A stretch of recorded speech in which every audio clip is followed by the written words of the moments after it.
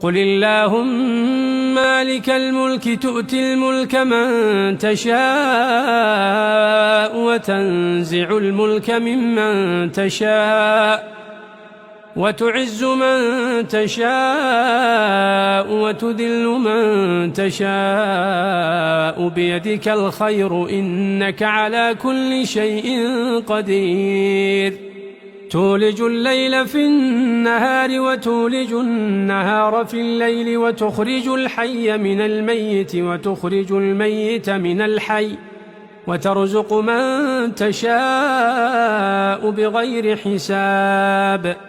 لا يتخذ المؤمنون الكافرين أولياء من دون المؤمنين ومن يفعل ذلك فليس من الله في شيء إلا أن تتقوا منهم تقاه ويحذركم الله نفسه وإلى الله المصير قل إن تخفوا ما في صدوركم أو تبدوه يعلمه الله ويعلم ما في السماوات وما في الأرض والله على كل شيء قدير يوم تجد كل نفس ما عملت من خير محضرا وما عملت من سوء تود لو أن بينها وبينه أمدا بعيدا ويحذركم الله نفسه والله رؤوف بالعباد قل إن كنتم تحبون الله فاتبعوني يحببكم الله ويغفر لكم ذنوبكم والله غفور رحيم قل أطيعوا الله والرسول فإن تولوا فإن الله لا يحب الكافرين إن الله اصطفى آدم ونوحا وآل إبراهيم وآل عمران على العالمين ذرية بعضها من بعض والله سميع عليم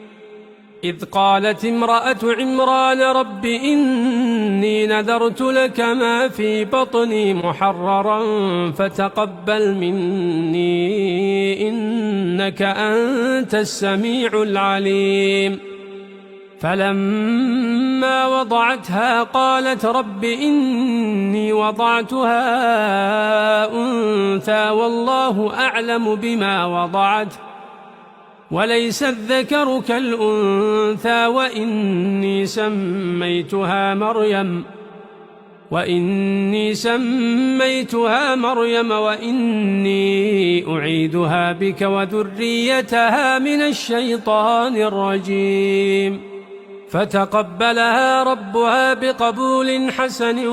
وأنبتها نباتا حسنا وكفلها زكريا كلما دخل عليها زكريا المحراب وجد عندها رزقا قال يا مريم أنى لك هذا قالت هو من عند الله إن الله يرزق من يشاء بغير حساب هنالك دعا